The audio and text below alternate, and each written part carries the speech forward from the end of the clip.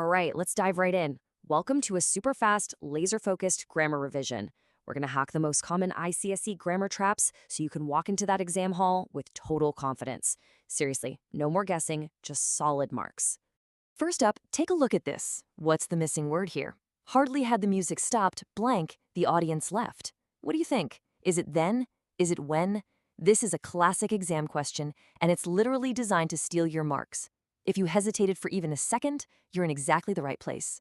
Because today, we're going to break down the rules behind questions just like that one. The goal here is simple: to turn that hesitation into an instant correct answer, every single time. We're going to tackle the big three. You know the ones. Those tricky prepositions that always seem to have weird exceptions, complex tenses that mess with your head, and of course, sentence transformations that can feel like a total puzzle. These are the top areas where students lose easy marks. Okay, let's start with prepositions. This is where so many of us just rely on what sounds right, but honestly, that's a trap.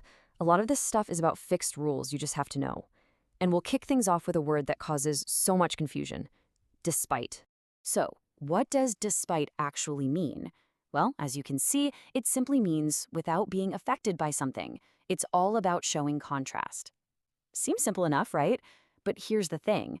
The trap isn't in the meaning, it's in how we use it. And here it is, the crucial point, the golden rule you have to remember. You never, and I mean ever, use of after the word despite. People get it confused with in spite of, but despite of is always, always wrong. Burn this into your memory, it's one of the easiest marks to save. Now let's put this to the test. How would you rewrite this sentence? If you were even slightly tempted by option B to start with despite of failing, you'd be falling right into the trap. We just covered it. Despite of is always wrong. The correct way to say something similar is in spite of many failures. See? Once you know the rule, the mistake becomes obvious. No more guessing. Next up, tenses. The secret here isn't just about memorizing a bunch of verb forms. It's about visualizing the timeline of events. Seriously, once you can see the sequence of when things happened, the right tense just clicks into place. This timeline explains a key concept I call the past of the past. So imagine you're talking about two events that both already happened. The one that happened further back in time uses the past perfect tense. That's your had worked. The more recent of the two past events uses the simple past, like joined. And this example puts that rule perfectly into practice. Let's break it down. What happened first? Julie worked in England. What happened second? She joined Doctors Without Borders. Both are in the past, but working in England came before joining, and that's exactly why it's had worked before she joined. The timeline makes it crystal clear. And finally, sentence transformation. Now, this section can look super intimidating, but trust me, it's actually just a pattern matching game. If you know the pairs, you can't go wrong. It's all about memorizing the formula.